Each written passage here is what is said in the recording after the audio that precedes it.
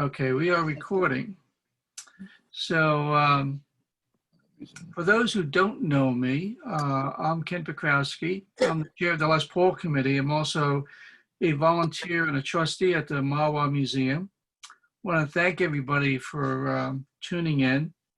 And tonight's conversation is going to focus on the on Les Paul's recording innovations.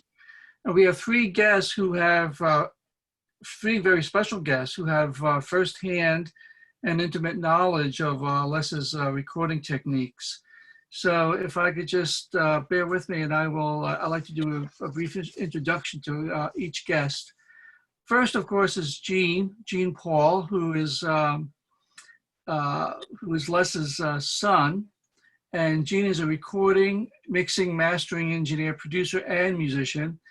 He was an engineer at Atlantic Recording Studios during their famed 1960s to 80s period, and is currently chief mastering engineer at G&J Audio, a mixing and mastering studio for major and independent labels focused on reissues and new recordings. He has worked on thousands of projects and has engineered 9 Grammy Award-winning albums with 29 total nominations in 15 different categories. He has engineered many hit recordings, including 7 #1s on the pop and jazz charts, 6 more in the pop top 10, and 10 more in the jazz top 10, and 5 in the R&B top 20. And in addition, Gene has put together a really loving tribute to his father, Les Paul Remembered, and the URL on that is lespaulremembered.com, I think it is. That's it.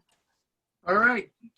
And we also have Sean McClowry. Sean is currently the Associate Professor of Music Industry at the College of St. Rose, teaching courses in radio production, analog recording, songwriting, and composition, music business, and double bass.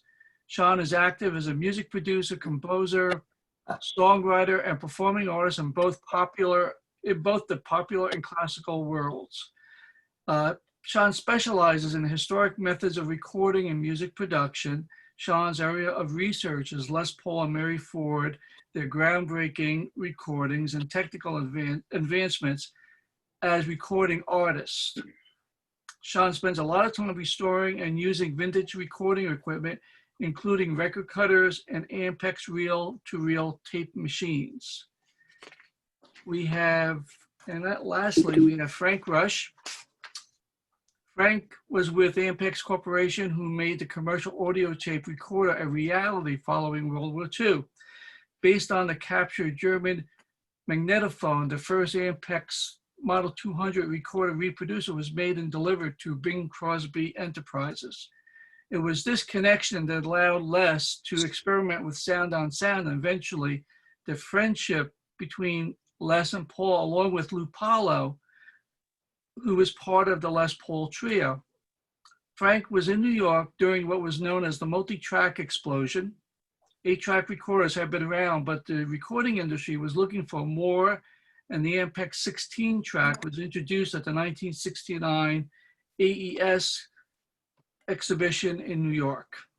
During these exciting times, Les and Frank met which would eventually lead to a long-term friendship.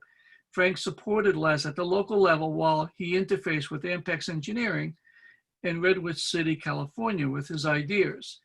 And joining tonight is Charlie Carreras, who is the Professor Emeritus of History at Ramapo College and Vice President of the Mawa Museum. So I guess my first question to you, Gene, is what was the spark that got your father's interest in sound recording? Wow. I would have to say that the reason for all of it was his lust to entertain and play the guitar. That's what, to me, the whole journey was about. And as a child, he had certain markers that motivated these things. One of the first ones was his piano teacher that he went to, and after a few lessons, the piano teacher sent him home, and he was told that he was never going to be involved in music, and don't send him back, is what he gave the message to his mother. Well, that didn't turn out quite the way the teacher thought. And that was probably the start of all the other excuses that came along. The second one was at the barbecue stand, where he entertained there as a young boy. And entertaining, he finished, and he thought he was doing well. And some fella sent back a message saying, your voice sounded great, the harmonica sounded great. However, I couldn't hear your guitar. Well, we all know where that went. And then the one that has to do with tonight, I think is the one that his mother came down to Chicago to see him and had mentioned to him how great he sounded last night on the radio. And he looked at her and said, Ma, I wasn't on last night. I was on the stage with the Andrews sisters, so on and so forth.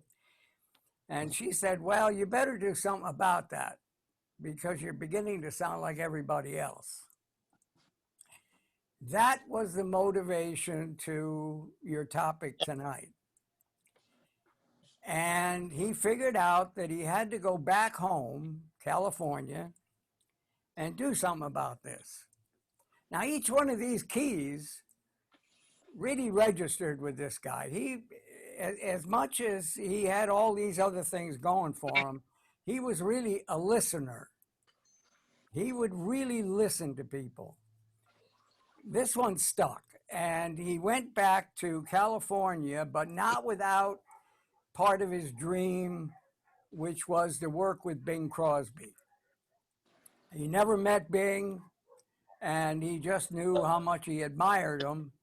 And he went back there, and it's another night for the story of how he got together with Bing. But he got together with Bing. And in doing so, he ended up on the record Long, Long Time with Bing. And he finished the record, and by that time, Bing and Dad were good musical friends, but more than that. They become very good friends where Bing knew Dad's interest in sound. And he was trying to get Dad to open up a studio. He was going to buy a building and let Dad run it and put together a studio. And Dad always looked at those kind of ventures as it would pull him away from music, from entertaining and whatever. So he didn't accept it. So he went home, and his two buddies were there, and they asked the question, how did you do with the record? How did it go? And he said it went great. It's probably going to be a hit, and very successful. And they asked him, how come you took so long? And he said, well, Bing, and he told them the story. And the fellas were as crazy as Dad was, because when Dad sent something, they wanted to add to that and help out. And through that, they came up with the idea of building a studio in the garage. And after a little chat with that, figuring out what equipment, what it would cost, everything else, and they would build the place, they went ahead and did it. And when they put the studio together, it was very interesting because Dad and I had several conversations about that particular studio. And part of his explanation was, you got to know your equipment and keep the line simple, clean. And what he meant by that was microphone, mixer, cutting lathe. That was what he started with. Nothing in between. If you want to EQ something, change the mic, change the atmosphere in the room, but that's it. So that's where he was going with the studio. Now, for the real puzzling part, which was the part where he got, after a year's time, he got to figuring out that he should do the parts with his sound. There was something happening where he started to experiment, layering his guitars on top of things. And again, anybody that came to the house, if they had any inclination of music, they were in the studio. So he constantly was recording. He recording Bing there, he recorded everybody. And that's where he experimented on miking. And he experimented on getting his confidence together to try some multiple things himself. And that's where it started. Now, Sean has been doing quite a bit of research on it. And can we throw it over to Sean to pick up on the interplay with the disc? Yeah, and before we turn it over to Sean, I just forgot to mention at the top of my remarks that your audios are on. So if you want to ask any questions of Gene, Frank, or Sean, feel free to do that. So you don't need to use the Q&A. Just, shout out your questions when it comes time. Go ahead, Sean. Okay. So yeah, I'll share with you a little bit of research that I had done over the past, I guess, couple of years. For just a little bit of background, Ken mentioned that I'm a professor up at a college in Albany, New York, the College of St. Rose. And at St. Rose, we have sort of returned to analog. And one of the reasons we did that is for the purpose of teaching about Les Paul and getting our students to use the equipment and do the same sort of processes that he had championed. So we have several Ampex tape machines, some that are completely restored, some that are in the process of being restored. We've got a record cutter. And for me, I was doing research this past year in preparation for a book that I'm writing also about the technical achievements of that music between Les and Mary Ford, which started off as a manageable idea. And the more I dig into Les as a subject, it just keeps getting bigger and bigger and bigger. So last year I had an opportunity to take a sabbatical for a semester from my teaching, and I spent the semester traveling around the country to different parts for research for this book. So I spent some time in Waukesha, Wisconsin, where Les was born. Spent some time in Mahwah at the house. And then also in California, Southern California particularly, but then also up in Silicon Valley in Southern California, where the house was and Capitol Records was. I spent some time at Capitol Records meeting with the archivist there. And I went to the house, which is no longer there. It's a parking lot now. And then went up the coast to Silicon Valley, where at Stanford University, where the Ampex archives are, and spent several days researching there at the Ampex archives. So what we're talking about here is the music that was made at the house at 1514 North Curson Avenue in the garage. And if I could, I'd just set the stage for that. That environment. It's important to kind of visualize, at least to me, it's interesting to sort of visualize what it would have been like after World War II in Hollywood. I mean, it was like Silicon Valley, a tech center, and technology was booming there after the war. There were many companies that supported the war effort, and then after the war was over, those companies looked for another avenue for their engineers that were there. One of those companies was Ampex, that first made engines and motors for the war effort, and then transitioned into music and video and a whole bunch of other things after that. So when Les set up this recording studio in the garage, it wasn't just that he's in the back of his house. If you think about the Hollywood community, all of the movie stars that were there, it was the center of radio. In walking distance were celebrities of both radio and film, and is just a very rich artistic environment. And Les could walk in to the houses of those people, and as Gene's pointing out, people would come over to his house and end up in the studio. So in that neighborhood in Hollywood were some notable recording engineers and just electrical engineers that Les was friends with. One nearby was Wally Jones, who made some very significant equipment for Les. Maybe we'll get into that at some point, maybe not today because we're focusing on some of the music in the garage, and that might come a little bit later. But there were some other people that lived nearby that he was friends with. Jack Mullins, who had brought the tape machine back from Germany after the war. And that tape machine was the model for which Ampex made their professional Model 200A. It was also the model for another engineer, Colonel Ranger, who made his tape machine, the Ranger phone, and Bert Berlant, who was also a good friend of Les's, who made his tape machines, the Berlant Concertone. I don't see any So soul. Les was friends with all of these people, and then he was also part of a technical group in Hollywood called the Hollywood Sapphire Club, which is a group of audio engineers that included people like Jim Lansing, who really paved the way for large speakers and audiophile type equipment and recording studio equipment.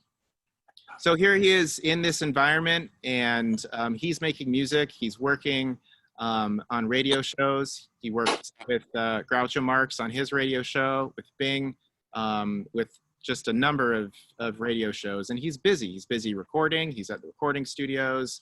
And he's also working in his own recording studio.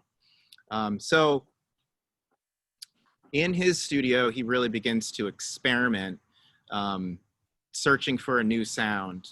And, I've heard, we talk about this term that you've heard called sound on sound, which is more than just overdubbing, but I've heard this term used in several different capacities. So some articles or some materials, or even in interviews with Les, he'll refer to sound on sound as the early music with the record lathes. And then other people I've heard will refer to sound on sound as the music made with the Ampex 300 tape machine with the fourth tape head. So I'm curious to know from those that are here, if sound on sound can be, if that term applies to the earliest music, the music like Brazil and Lover that he was making with the record cutting lathes.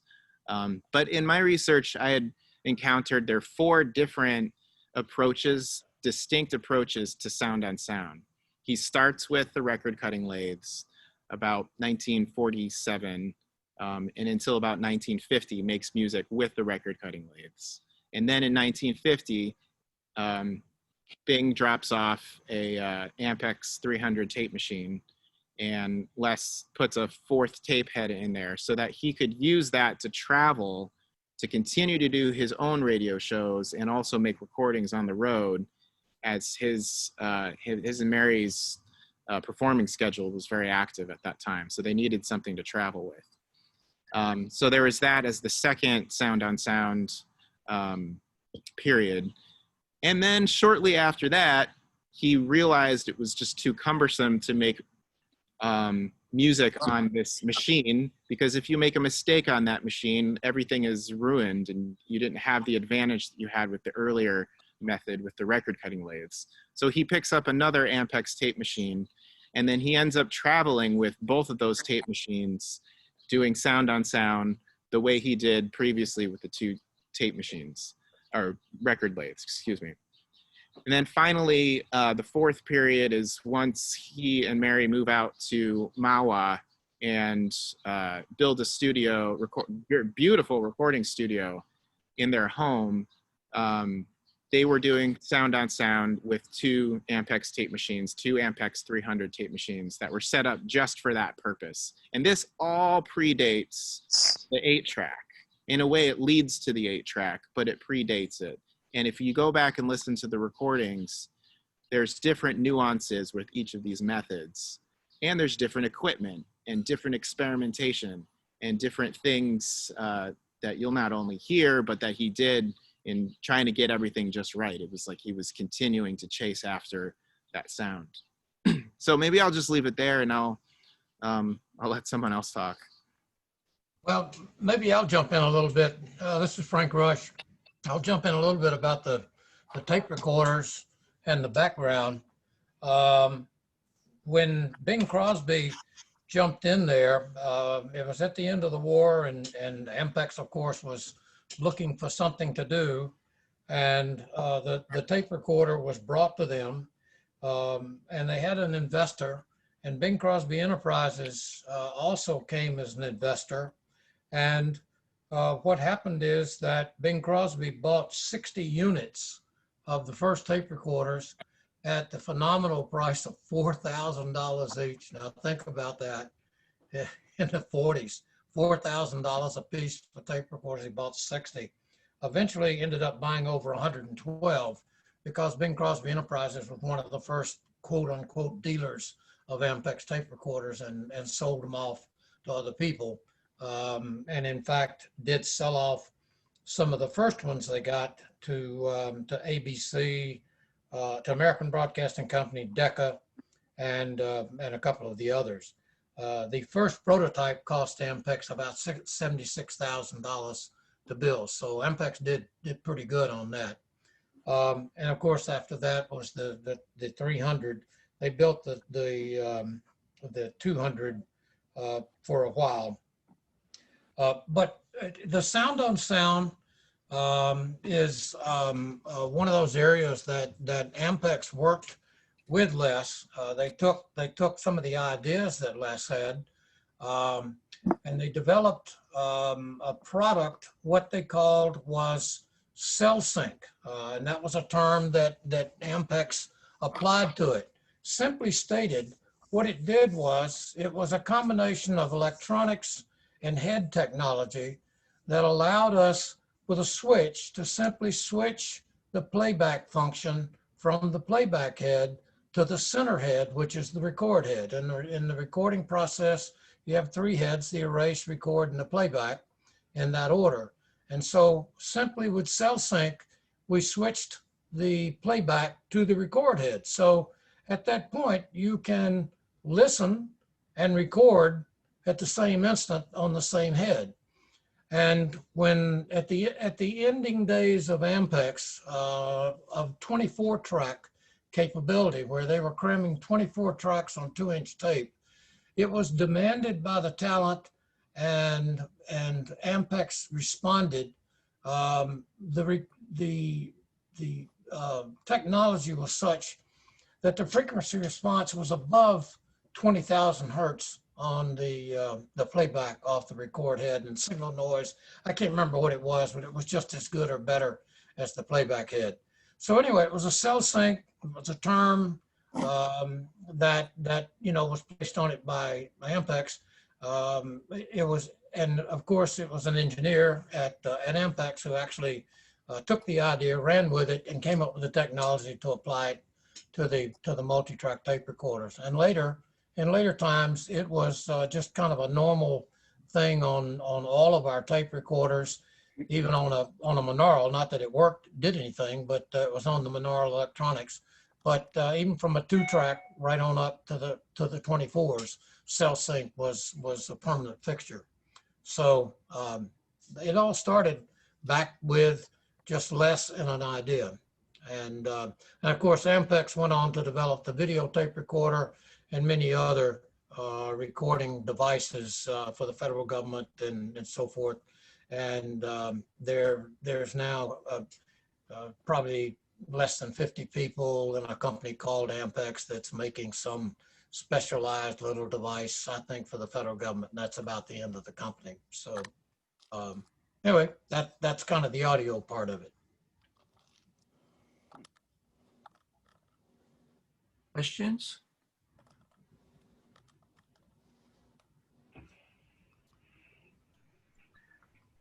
So coming out of California, what were some of the innovations that that Les perfected in the California studio?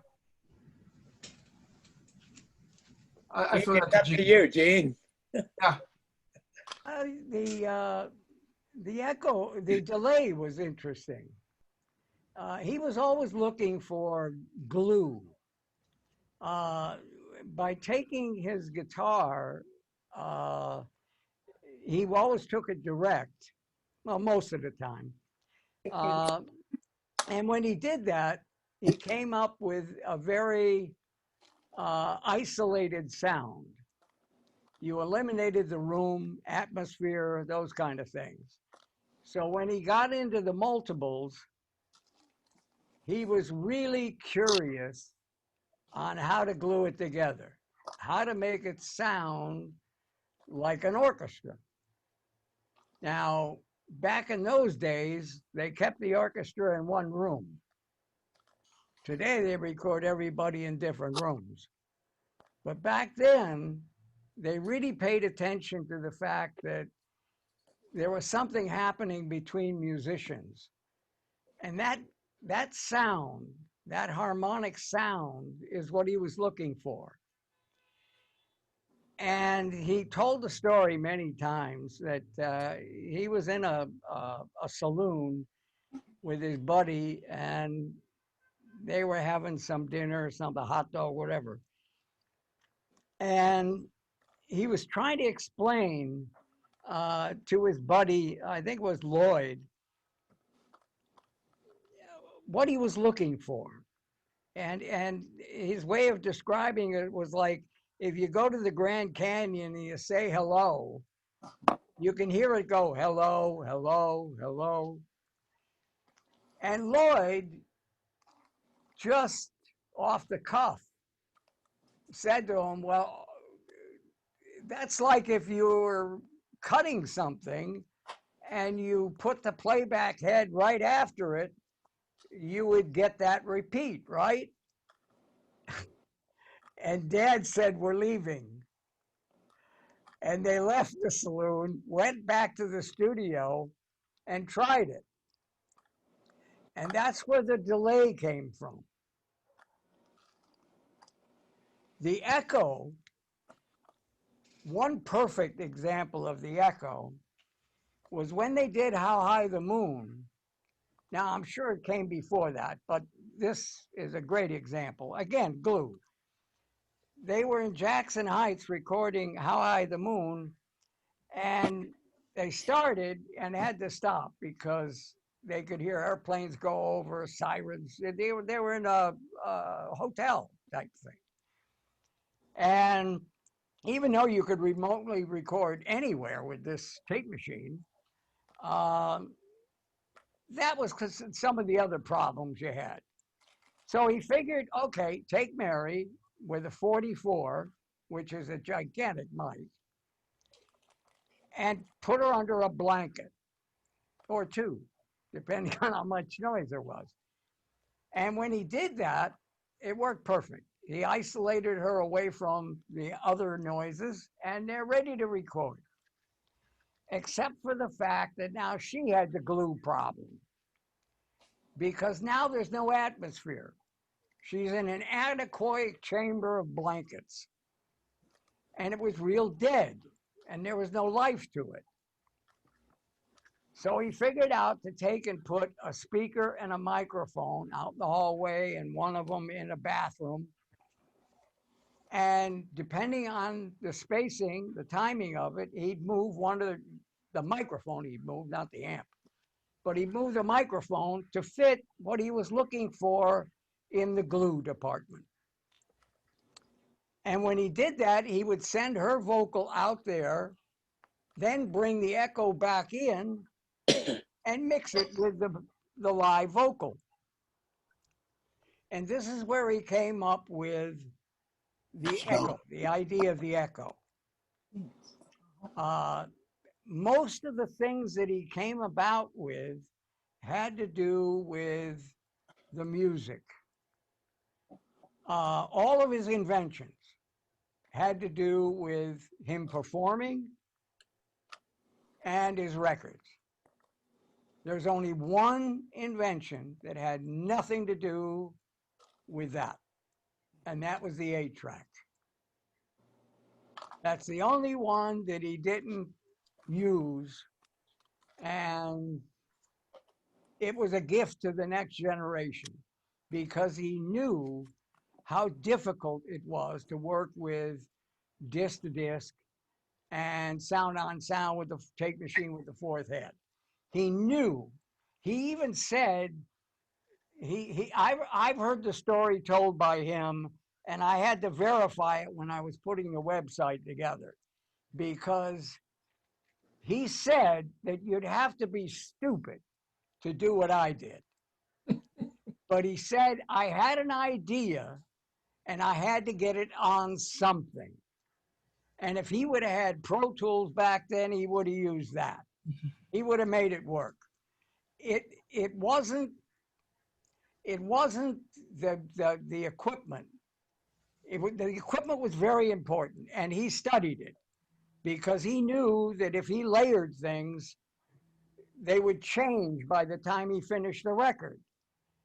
So the bottom end was the biggest problem with the basic mix, because if you put a bass on relatively first, and like How High the Moon, they put on 24 parts.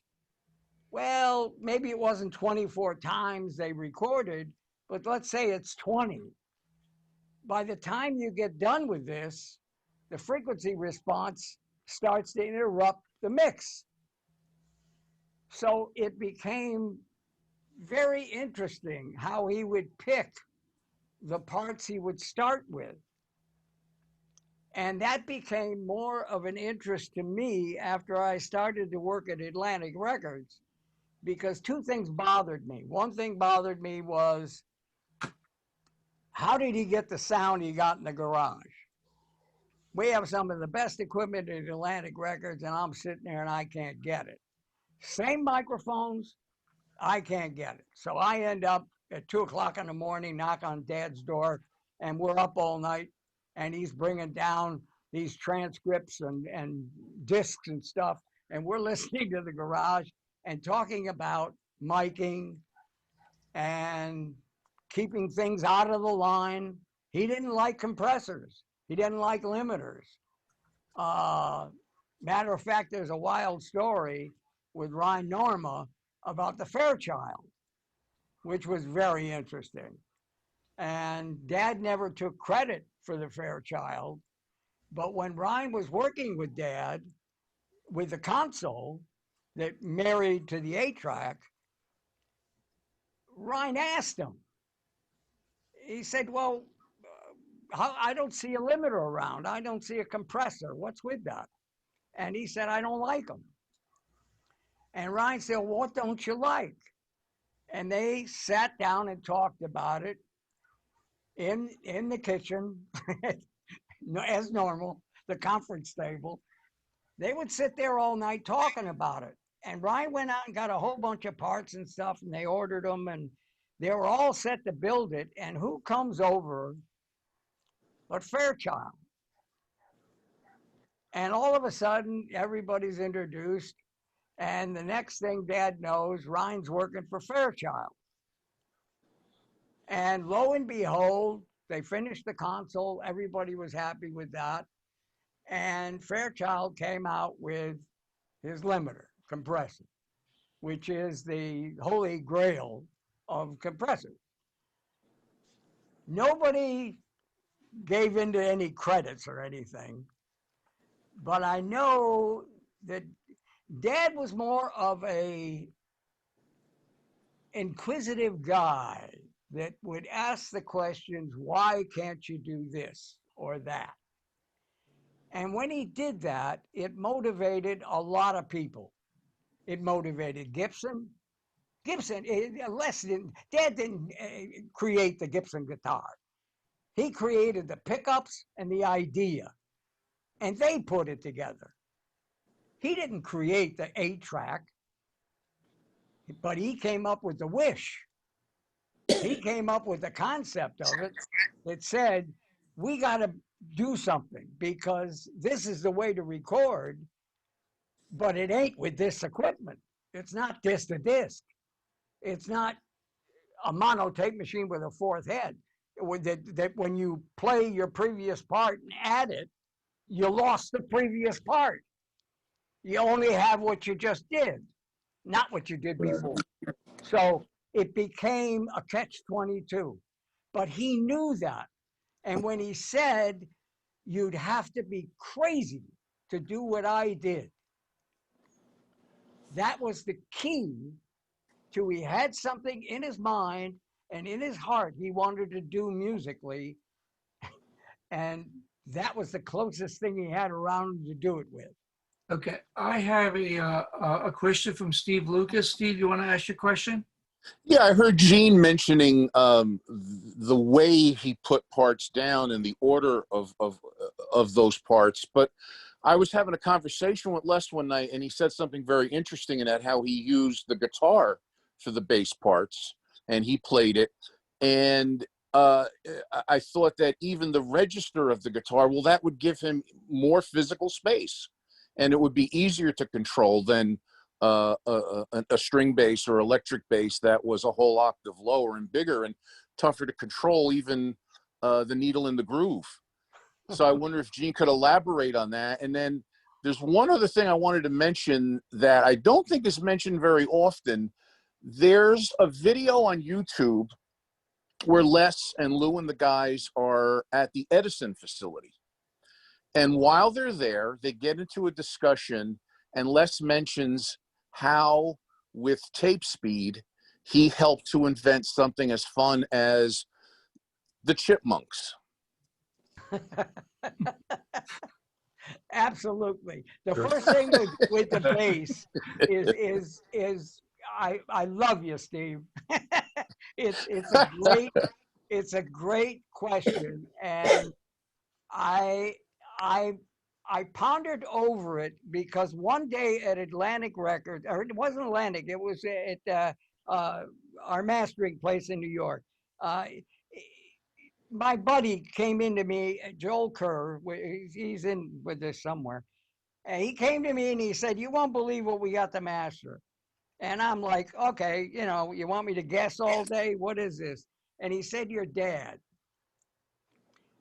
And okay, lo and behold, I got Dad and Mary's album to master. So I'm sitting there and I'm listening to it and I'm sitting there laughing. And Joe walks in and he says, what's so funny? I said, this son of a bitch, when he did Lover, he did it with an upright bass, I believe. And after that, he didn't. And Steve, that's exactly why he played the bass on his guitar, for two reasons. One, an upright bass has way too many harmonics and not enough fundamental. And as you know, when time progressed and the Dan Electro came about, that was too skinny. So they had to double it with an upright and that to really pull it off. And the Dan Electro covered the small speaker, and the upright bass covered a good hi-fi. Dad would sit there and put his bass on because it held no matter where you played it, you heard the bass. The other thing he did, which blew me away, is I was sitting with him one night and he was overdubbing a bass on something with the 8-track. And I'm sitting there watching him, and he had on his console, he had 3 meters. a left, right, and a center. And okay, it took me a while to figure out why, but that's what he did. But he would put the bass in the center track of the VU. The only thing on that track was the bass. And he'd be playing the bass and he'd say, I got to go back and do that again. And I said, why? It sounds great. It was uneven. Well, I'm looking at him. Well, you got a compressor over here. You got the Fairchild over here. And he said to me, no, I don't like them. They take out my expression. Okay, great. So I'm watching them. And again, I'm a young kid that by the time I left the studio and home, went to Atlantic Records and then retreated back to the house to figure out some of these things that I couldn't figure out and started to remember what he was doing. What he did with the center meter is he would play the bass, and as he played it, he would watch the meter. And if a note was short, he'd go back and do it again, knowing that note he had to play a little louder. And he would level it out without using a compressor or a limiter. Didn't he call that ride the gain? No, he didn't ride. He ride a pick.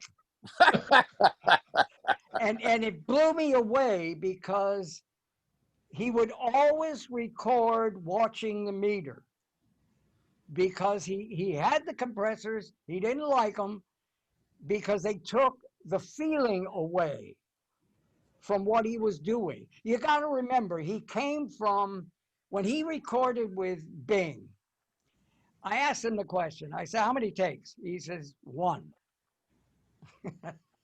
I said, you got to be kidding. That is an icon record, without a doubt. That's the greatest solo he ever played in his life, and probably one of the greatest records that Bing ever sang. And Bing, he said, I admired Bing because Bing would sacrifice perfection over the human, honest element that came out of his voice. And it attached to his playing. Because when he worked with Fred Warren, with all of the live performances, with the armed forces, all of these things were all live. So to him, the live world was Mother Nature. So when somebody would say to him, well, okay, you claim it's stupid to do what you did with the sound on sound, but why, when you were asked the question, you have the 8-track now, you know what sound on sound was with the mono machine with the 4th head, tell us what you feel now. And in the interview, he said, I had more fun with sound on sound. You've mentioned that he didn't like compressors. Did he do any post-recording processing? Did he want to reproduce the sound of the instrument, and therefore he did all the manipulation with pickup design and that sort of thing, or did he just did he tinker with the sound afterwards electronically? Speaking now of back on the sound and sound in the garage? Well, just any recording. You know, an inventor like him, he could have invented any of the effects boxes that guitarists use now, or things like the post-processing, pitch adjustment and everything. Was he involved? Pitch adjustment, delays, all of that stuff were his glue. And when you talk about you were talking about the Chipmunks, that was him coming up with, he would say that before he recorded, back with sound on sound. And it was interesting, but by the time he got to the 8-track, he didn't like the 8-track. Okay? For him, he knew this was the future. But you had to be a virgin to work with 8-track. You can't come from the past and say to Bing Crosby, well, we got 8-track, we can overdub your voice now. He'd tell you to go away. So when he took and did these things, um, he really wanted to create something so special, so different. And when he got to the disc to disc, he figured out that he could change the speed and alter the sound, meaning he would have to play it totally different in order to make it come back right. But all of these things had to do with music. And he was so far into, one day he said to me, he said, you know something, if everybody learns what I did, nobody's going to duplicate it. And that's the God's truth. He said that to me one day because what he did came from his soul. He had this inside of him. And what I was saying before I got off on a tangent, was he knew the song before he recorded it. And today, you don't have to know the song title for 6 months. So his concept of recording is, I work it all out. I know what I'm going to do. There'll be little variances that'll go on. Same thing with Mary. He sat with Mary. Mary knew nothing about the tunes. Nothing. He would bring her in the room and she'd say, what do you want me to do? And he would say, well, I figure 4-part harmony on this one. Okay? So sing the 4th part first. And in layering, when it came to the vocal, she would sing the 4th part first. Because he not only, and she not only had to perform it, but he had to mix it live. He had no way to come back to it. Today, we have the luxury to mix a tune for 10 years and never get it right or be satisfied. Back then, it was instinct. So he had to layer Mary voices where she had to sing the 4th part, then the 3rd part, and the last parts they put on was the bass, the lead guitar, and her vocal. And how he'd start the tune out was more lunacy. He would start it out with the most insignificant part he could find. Something that gave you a minor chord structure, the time, and that was it. And the frame of the tune. Then he would add a percussion on his guitar or whatever and slowly build this. Now, how he built it, you would have to only go back to vinyl acetates because tape is gone. Each part's gone. So that's not something you can analyze. However, Sean, I don't think if you know this, but let me throw it out and you tell me if you know it. He had to put together the live concert. The live concert is all the hits. What did he make it on?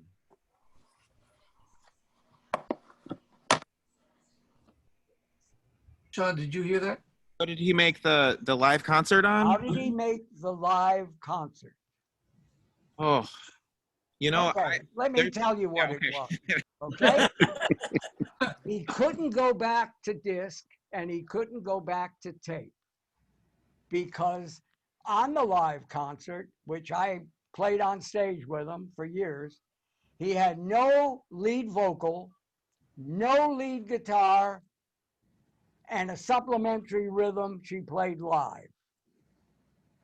All of those tapes have to be made with the 8-track. Now, I don't think one of them have been archived. And stupidly, when the tape machine was up at Dad's house before they tore the house apart, All those tapes should have been transferred on the machine it was made on. And that is sitting up there. Now, I'm not sure it's on the 8. I came in after the live show with the tape for his concerts. But I was thinking about it, and I'm saying to myself, he had to record the whole damn thing all over again. Mm. Where is that tape? So if you want an adventure, you're going to find out each part he put on, not in the interval. Disc is the only way to find the interval. And good luck, because Lover's got to have 1 million discs.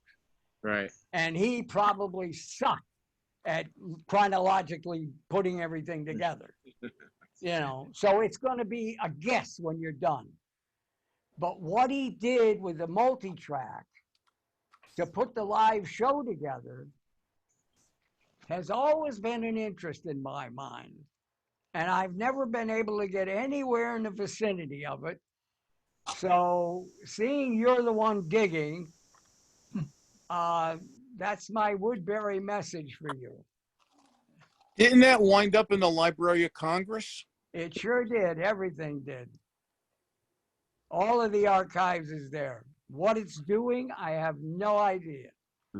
But the archives is what proves what Dad did between the time his mother said, Lester, you ought to get a sound that I can recognize, and the multiples. That gap is when he experimented. And he experimented in that gap where he actually worked on artists that were picked up by labels. And when the labels spent time with the artists and went back to cut their next album, they didn't do it with Dad. Dad was off in Jabib. He was a star now. So he went over to a studio in town and recorded them. And it didn't sound good. His sound is what they bought. So how he came up with Close Mikey, how he came up with this sound that Bing Crosby loved enough to want to buy him a building. This sound he was so respected for is sitting in the archives. And what the hell it's doing there, I have no idea. It's got no commercial value. The only value it has is a value to show what he did for a year and change, looking for his final new sound. That was the period that changed miking, changed echo, delays, phase, all of these things. And it all had to do with the fact that this poor guy wanted to get on stage and perform. That's what it was all about. Gene, didn't he control all of that live with the pulverizer and the decks behind stage? All that was is a remote control. It's what they do now. Yeah. I went to see one of the Broadway shows, and they had 500 CD players and a big box that locked everything together and programmed the timing. That's what he did. But he did it back then, and I was on stage with him, and after I got through stage fright and got through being able to play my solo and play the show right, I watched Dad, and I was amazed at the audience. I don't care if you had Sinatra before Dad, if you had Basie, I don't care who it was. Dad would walk out there and Mary and absolutely blow the show away. Mm. His unique sound was so spectacular, and people would challenge him. They would challenge him. And I said to Dad one day coming off the stage, I said, Dad, what do you do when you go out on stage? And he says, what do you mean? I said, well, I said, you go out there. I said, how do you focus? What, what do you do? Oh, he says that. I said, yeah. He says, I picked the most unbelieving guy or gal in the room. And by the end of the show, I want to see them absolutely knocked out. And he says, that's what I do out there. Gene, I have a couple of questions that came in. Certain. Just a little bit more specific. Could you talk a little bit about the very high guitar lines on Sound on Sound? Well, Sean, you got to probably have more technical snooping than I have. Yeah, I I know could. you change speed and stuff like that. Yeah. You know. So with the record cutting lathe, when he's doing the high parts, it's really he's cutting. Sets his record lathe at 33 1/3 and cuts at 33 1/3 speed, which means you have to play, I think it's a major tenth below.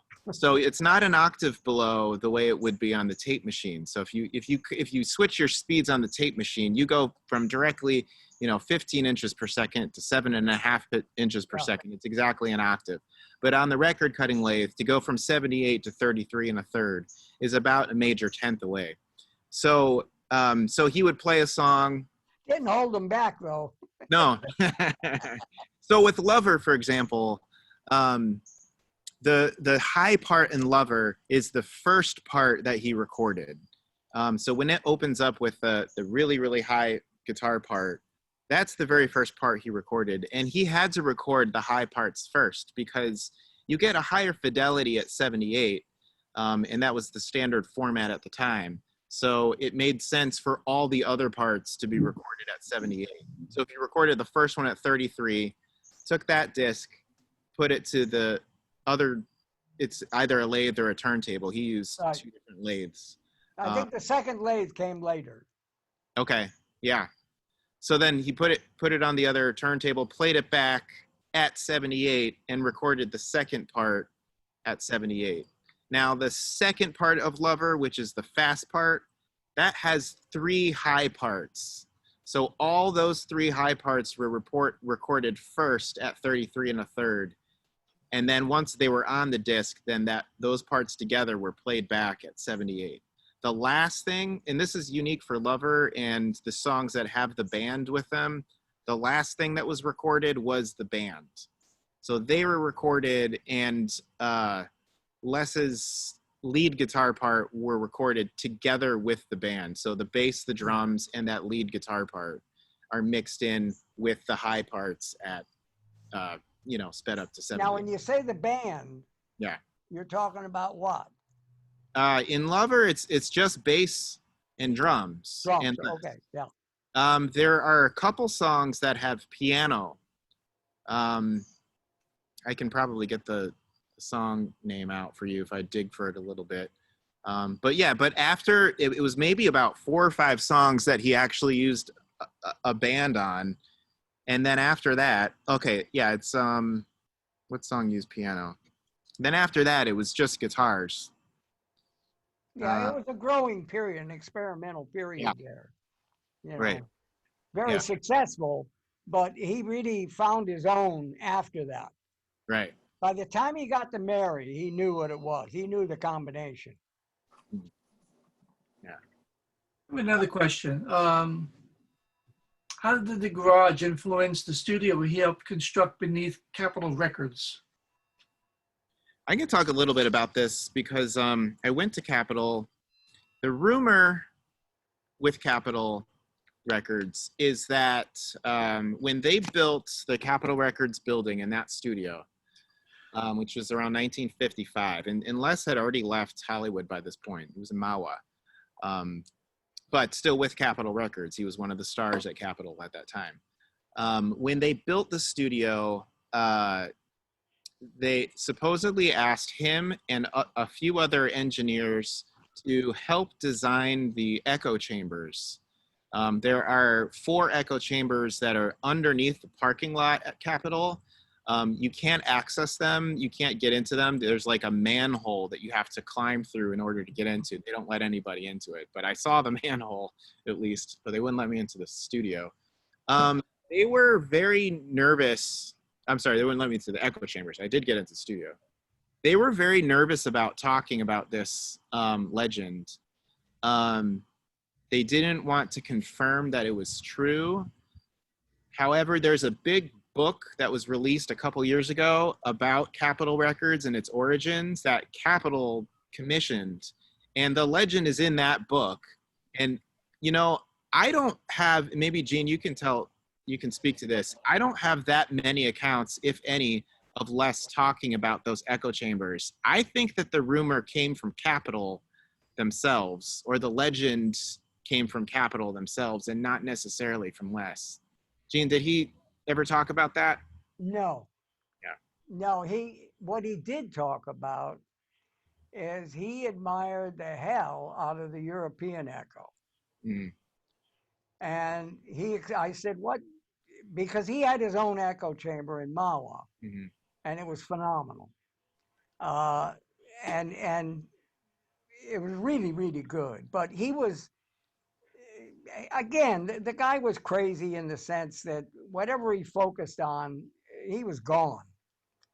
You know, I mean, he would dive in so deep on something that you'd really have a hard time holding on, you know. But he told me one day, I said, what is it with echo? What's a real echo? The best echo you ever heard? He said, a silo. I said, what? He said, a silo. He said, you see a farm with a big silo. He says, Germany, they would take and have a speaker at the bottom and a microphone on a pulley at the top. And they just lower it, up it, depending on what time you wanted to have the echo. And he said the silo, for some reason, gave birth to a wedding of strings, of music that was just delicious. He loved that.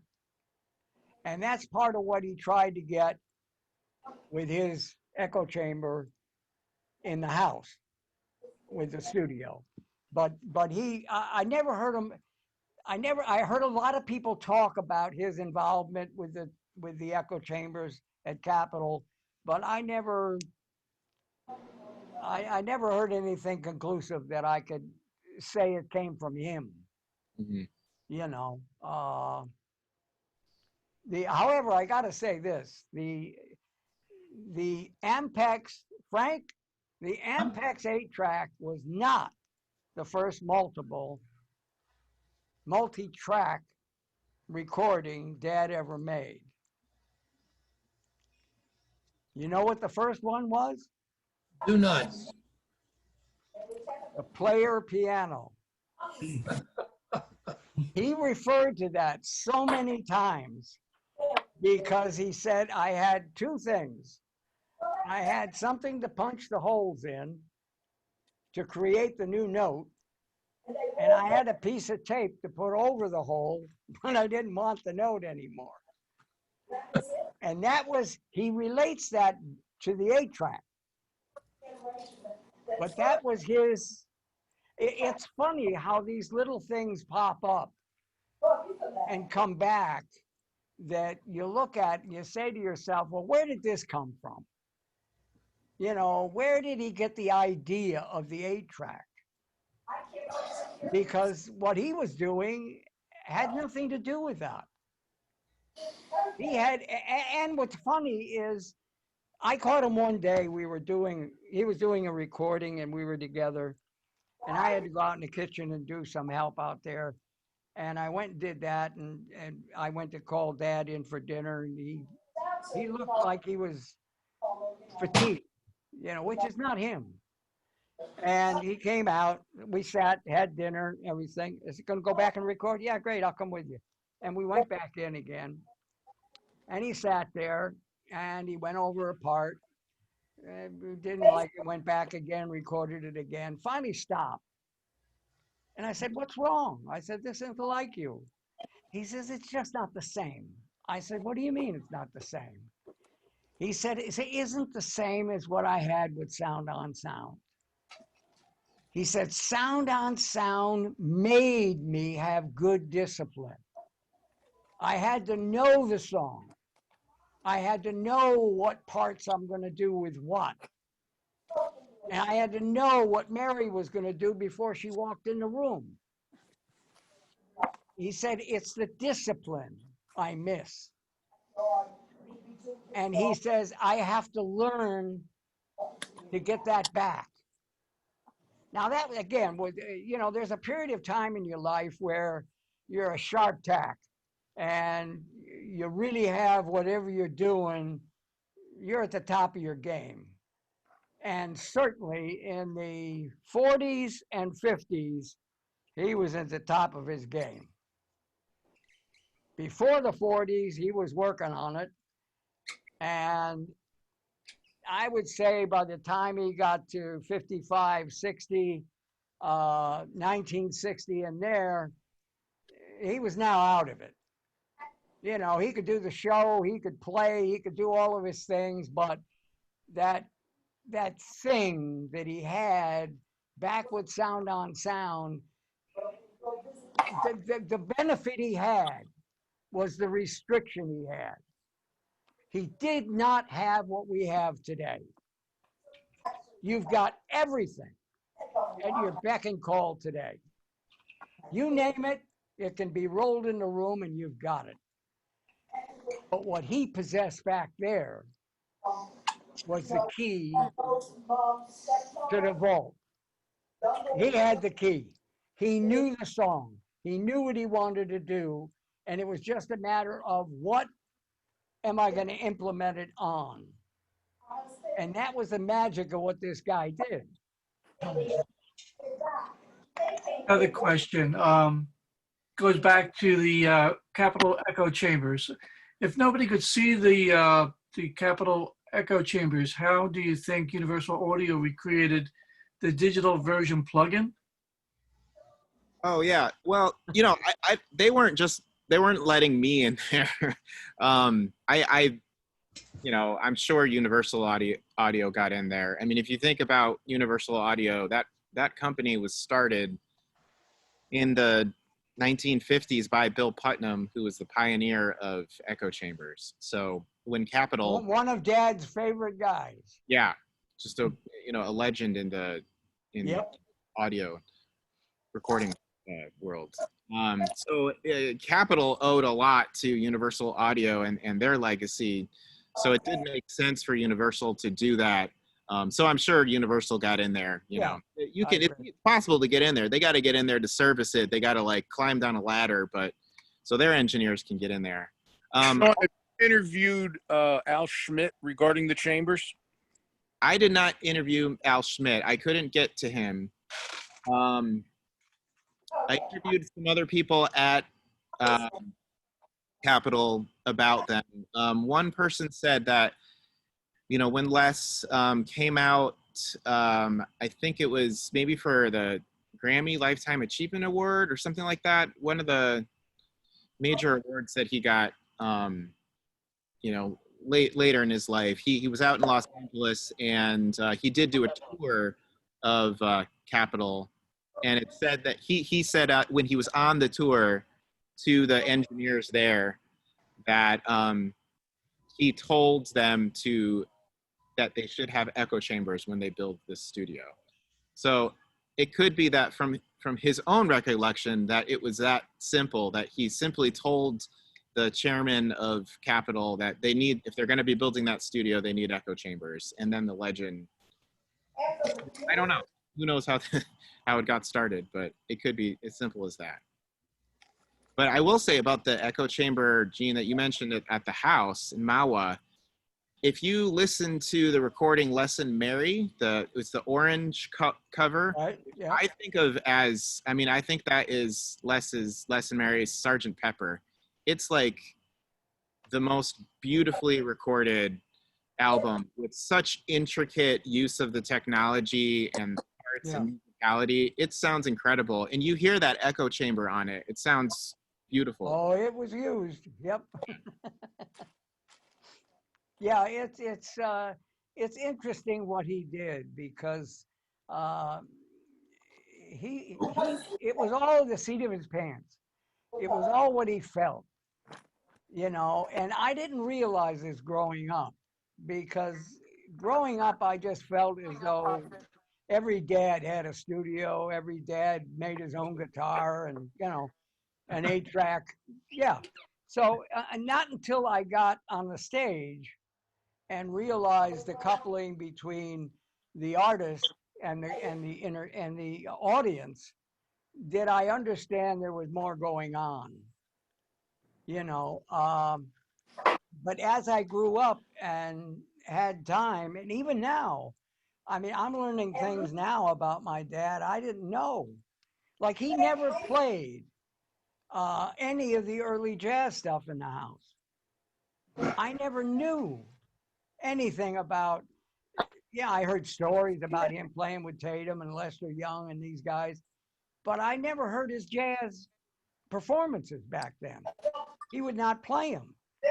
So it became another one of those strange events where I got a mastering job to do another one, not with Mary, but just Dad. And it was his old jazz stuff. It's the first time I ever heard it. So I sat there listening to it, and it was incredible because his early jazz stuff was where he ended up on the multiples. You can listen to How High the Moon, the jazz performance of it, and you can see the intent of how these guys played together and where it evolved into How High the Moon, the finished product. So he had the idea in his head. He just didn't call on it until he got there. And then he would refer back to that. And that's part of what Dad played jazz on all of his records. And jazz was anti-Christ back then with anybody who was dealing with pop music. If you mention the word jazz, you know, in the 60s, in the 50s, it was like, okay, you know, a distance. But it was jazz he was playing. So it's really interesting. The more I grew up and learned more and more about this guy, like everybody talks about Dad as being an inventor first, and that's interesting because that's a big part of his life. But that's not why he invented them. He invented them because he wanted to perform. That's what he wanted. And I know that because I sat behind him on stage. I watched him, and he loved to perform. And if you ever had a chance to see him down at the Iridium or Fat Tuesdays, it's over. You know the guy loved to perform. And that was the toughest thing for him to do, was to come out of retirement and go back to that. Because he knew the arthritis was not going to treat him well, and he was going to have the audience suffer because of that. So he knew that. But he also knew that was his blood. Without playing a guitar, his life was over. And he knew that. And Bucky knew that. Lou Paolo knew that. You know, they all knew it. And they finally talked Dad into going back in. And when he went back in, Fat Tuesdays, he could play. He could really play. And when he got to the Iridium, it caught up with him. But then he'd sit there and tell stories. Or he would do something that most performers don't do, and that is invite everybody up. And when he did that, he shared the spotlight with everybody. and gave them their dues. And it was just, that's who this guy was.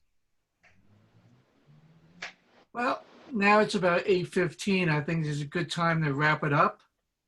So again, I want to thank Gene, Frank, Sean. This was really a really great conversation. And we're going to do this again. We're going to probably do this again back in, I think, December we talked about. We're going to open it up to a wider audience. You know, we're going to make it more public. You know, this was an invitation only. So again, thank you all for joining us, and see you soon. Awesome. Thank you. Thanks, guys. Okay. Thank you all. That's Thank great. you. Thank you. Great. Thanks, Sean. Thank you, everybody. Bye.